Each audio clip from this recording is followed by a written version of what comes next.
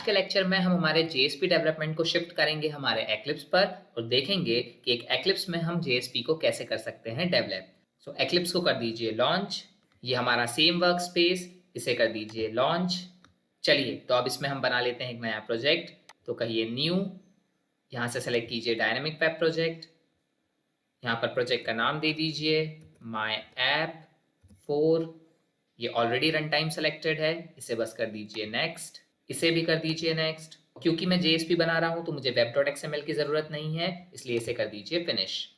अब इस my app 4 में आपको ये 6 फोल्डर्स मिल गए हैं जिसमें हमारे काम का है वेब कंटेंट।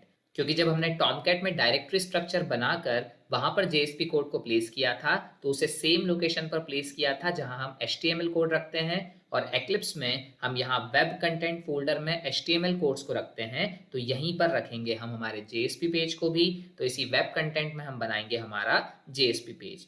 आज का JSP पेज मैं कुछ इस तरीके से डिजाइन करना चाहता हूं कि HTML पेज से उस JSP पेज को मैं करूंगा रिक्वेस्ट और HTML पेज पर एक कलर का नाम उसे करूंगा पास। तो HTML पेज एक कलर का नाम एज अ पैरामीटर पास करेगा हमारे JSP को, और JSP उस कलर की वैल्यू को करेगा फेच, और जिस कलर को HTML पेज ने पास किया है उसी कलर को वो खुद की बॉडी पर कर लेगा इम्प्लीमेंट।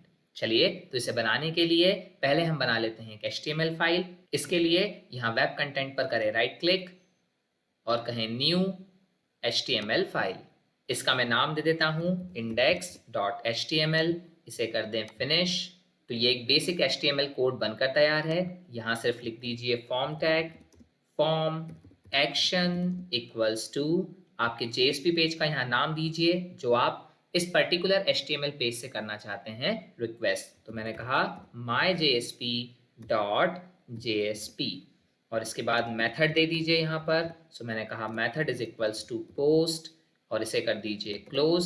अब यहाँ पर कलर को पास करने के लिए एक टेक्स्ट फील्ड बना लें। तो उस टेक्स्ट फील्ड से पहले मैं एक कैप्शन दे देता हूँ कलर नेम, और यहाँ बना लीजिए आपकी text field with the help of input type equal to text और इसे नाम दे दीजिए COLOR कलर। इसे कर दीजिए क्लोज। यहाँ अप्लाई कीजिए एक BR टैग और इसके बाद बना दीजिए सबमिट बटन। तो मैंने कहा input type equals to submit और इसे कर दीजिए क्लोज। अब ये HTML पेज बनकर तैयार है। तो जब मैं यहाँ पर कलर का नाम दूंगा और सबमिट बटन पर क्लिक करूंगा तो वो कलर का नाम पहुंच जाएगा मेरे इस JSP पेज के पास। तो चलिए वो JSP पेज भी यहाँ पर बना लेते हैं। इसे बनाने के लिए वेब कंटेंट पर फिर करें राइट क्लिक, आ जाइए न्यू में, यहाँ कहिए JSP फाइल। अब इस JSP फाइल का आप नाम दे दीजिए। मुझे यहाँ पर वही नाम देना होगा जो मैंने यहाँ पर एक्शन में दिया है। So this is my JSP.jsp। चलिए इसे कर दीजिए फिनिश और ये JSP पेज बनकर तैयार है। फिलहाल के लिए ये ऊपर जो लिखा है इसे अवॉइड कर दीजिए। हम आने वाले लेक्चर्स में इसे करेंगे रिवील कि ये क्या है और क्यों यूज किया जाता है। पर तब तक के लिए हम हमारा जो आज का टास्क है उसे परफॉर्म करते हैं, और उसे परफॉर्म करने के लिए मुझे पैरामीटर में आने वाली कलर की वैल्यू को फेच करना होगा, और कलर की वैल्यू को फेच करके उसे इस बॉडी के BG कलर एट्रीब्यूट में करना होगा सेट। चलिए अब ये काम हम कैसे करेंगे। तो इस बॉडी से ऊपर इस हेड पोर्शन के नीचे आप लगाइए आपका स्क्रिप्टलेट टैग, और इस स्क्रिप्टलेट टैग में आप उस पैरामीटर को फेच करने की कोशिश करिए। अब जरा याद कीजिए आपने सर्वलेट में पैरामीटर्स को कैसे फेच किया था। So with the method request.getParameter। पर गाइस यहाँ पर रिक्वेस्ट ऑब्जेक्ट तो है ही नहीं, और रिक्वेस्ट ऑब्जेक्ट आप खुद भी नहीं बनाते थे। रिक्वेस्ट ऑब्जेक्ट तो डू गेट या डू पोस्ट मेथड को सर्वर खुद ही कर देता था सप्लाई। अब जरा एक बार अपने इस JSP कोड का कन्वर्जन याद कीजिए। जब ये JSP कोड सर्वलेट में कन्वर्ट होगा तो _JSP सर्विस मेथड को भी HTTP सर्वलेट रिक्वेस्ट और HTTP servlet response as a argument server कर देता है पास। इसका मतलब _JSP सर्विस मेथड के अंदर हमें रिक्वेस्ट ऑब्जेक्ट ऑलरेडी बना बनाया मिलता है। एक बात ध्यान से सुनिएगा, ना केवल रिक्वेस्ट और ना केवल रिस्पॉन्स, बल्कि ऐसे 9 ऑब्जेक्ट्स हैं जो आपको जेएसपी टेक्नोलॉजी पहले से बना कर दे देती है, उन्हें आपको एक्सप्लिसिटली नहीं बनाना पड़ता। जैसे मान लीजिए अगर आप एक प्रिंट राइटर के ऑब्जेक्ट को यूज करना चाहते हैं to call the println method, तो सर्वलेट में हमें प्रिंट राइटर का ऑब्जेक्ट बनाना पड़ता था with the method response dot get writer. पर यहाँ पर हमें प्रिंट राइटर के ऑब्जेक्ट को बनाने की जरूरत नहीं है। ये उन 9 ऑब्जेक्ट्स में से ही एक ऑब्जेक्ट है जो जेएसपी टेक्नोलॉजी आपको बना बनाया कर देती है प्रोवाइड। इन्हें बनाने की कोई मशक्कत हमें नहीं करनी, बस इन्हें कर लीजिए आप हैप्पीली यूज। तो मैं यहाँ पर इजीली लिख सकता हूँ रिक्वेस्ट डॉट गेट पैरामीटर, और गेट पैरामीटर को पास कर दीजिए आपका टेक्स्ट फील्ड का नाम विच इज कलर, और इसके बाद लगा लीजिए सेमीकोलन। इस कलर की वैल्यू को रिसीव कर लीजिए एक स्ट्रिंग वेरिएबल में। सो मैंने कहा string CLR equals to request dot get parameter colour. अब एक बात याद रखिएगा, अगर इस स्क्रिप्टलेट टैग के बाहर मैं इस रिक्वेस्ट ऑब्जेक्ट को यूज करने की कोशिश करूं तो मुझे मिल जाएगी एरर, क्योंकि रिक्वेस्ट ऑब्जेक्ट मुझे मिलता है अंडरस्कोर जेएसपी सर्विस मेथड के अंदर। अब क्योंकि ये line underscore JSP service method के अंदर जाने वाली है, इसका मतलब ये रिक्वेस्ट वहां पर अवेलेबल है। पर अगर इस परसेंटेज सिंबल के ऊपर या यहाँ हेड पोर्शन पे या इस परसेंटेज के बाद मैंने रिक्वेस्ट को लिखने की कोशिश की तो मुझे मिल जाएगी एरर। चलिए, तो ये CLR में मेरे कलर की वैल्यू आ चुकी है, और इस कलर की वैल्यू को मुझे अब सेट करना है इस BG कलर में। अगर मैं इस BG कलर के बाद लगा दूं असाइनमेंट ऑपरेटर और मैं यहाँ लिख दूं CLR, तो ये BG कलर में CLR की वैल्यू को नहीं बल्कि CLR को ही कर देगा असाइन, और CLR नाम का कोई कलर नहीं होता। हमें तो CLR की वैल्यू को इस BG कलर में करना है असाइन।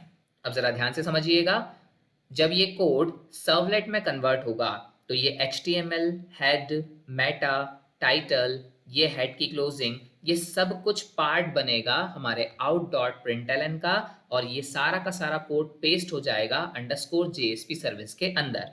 पिछले लेक्चर में मैंने आपको वो लोकेशन दिखाई थी जहां पर आप उस सर्वलेट को देख सकते हैं जो जेएसपी से कन्वर्ट होकर बना है। तो जरा एक बार उसे ध्यान से देखिएगा, आप पाएंगे कि ये सारा HTML, हेड, मेटा, टाइटल, ये जितना कुछ आपने लिखा है ये सब पार्ट बन जाता है हमारे out.println में या out.write में, और प्लेस कर दिया जाता है अंडरस्कोर जेएसपी सर्विस मेथड के अंदर।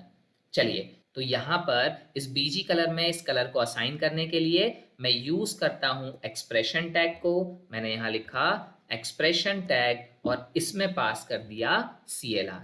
ऐसा करने से क्या होगा जरा देखिएगा, जब ये कोड सर्वलेट में कन्वर्ट होगा तो out.println में लिखा होगा HTML, head, meta, title, head. अब जब आप यहाँ एक्सप्रेशन टैग में CLR को यूज करेंगे, एक्चुअली कुछ इस तरीके से कन्वर्ट होगा कि ये बन जाएगा out.println। इस println में लिखा होगा body BG colour equals to, और इसके बाद लिखा होगा out.println CLR, क्योंकि एक्सप्रेशन टैग में लिखा गया कंटेंट हमारे out.println में जाता है, और जब आप out.println में लिखेंगे CLR तो इसे out.println करेगा इवेलुएट, और इस CLR को रिप्लेस कर देगा उसकी वैल्यू से। अब ये सारा आउटपुट जब बफर में कलेक्ट होने के बाद कलेक्टिवली ब्राउजर को भेजा जाएगा, देन ये बन जाएगा body BG colour equals to इस कलर की वैल्यू। बस इसे आप यहाँ कर दीजिए सिंगल कोट में, क्योंकि जब आप BG कलर देते हैं तो उसे सिंगल कोट या डबल कोट में प्रोवाइड करते हैं। तो यहाँ मैंने सिंगल कोट लगा दिया, आप चाहें तो डबल कोट भी दे सकते हैं या सिंगल कोट भी दे सकते हैं। इसे मैं रिमूव कर देता हूँ, और यहाँ पर मैं एक मैसेज और दे देता हूँ, हेलो एंड गुड मॉर्निंग। चलिए, तो ये कोड मेरा बनके हो गया है तैयार। अब इसे हम करते हैं एग्जीक्यूट। तो इसे एग्जीक्यूट करने के लिए पहले इस HTML पेज को करिए लॉन्च। इसकी बटन पर जब हम क्लिक करेंगे तो MyJSP हो जाएगा अपने आप ही launch. So just right click on index.html और कहिए रन ऑन सर्वर, और इसे कर दीजिए नेक्स्ट एंड फिनिश। सो ये मेरा HTML पेज हो गया है लॉन्च। यहाँ पर मैं कलर नेम पास कर देता हूँ, सपोज येलो, और मैंने कहा सबमिट, और ये मेरा JSP पेज लोड हो गया है with body colour yellow and there is a message hello and good morning. एक बार चाहें तो आप इसका व्यू पेज सोर्स देख लें। तो यहाँ पर मैंने कहा व्यू पेज सोर्स, इसमें HTML, head, meta, title, head, यहाँ तक तो बिल्कुल सेम आया। ये body BG colour equals to आ गया येलो, और उसके बाद ये मैसेज बॉडी को कर दिया गया क्लोज, और उसके बाद HTML को कर दिया क्लोज। ये कलर का कंसेप्ट कैसे रिजॉल्व हुआ ये मैंने आपको बता दिया है। अगर ये कंसेप्ट आपके समझ में नहीं आया है तो पेशेंटली एक बार इस वीडियो को फिर देखिएगा, ये कंसेप्ट आपके समझ में आ जाएगा।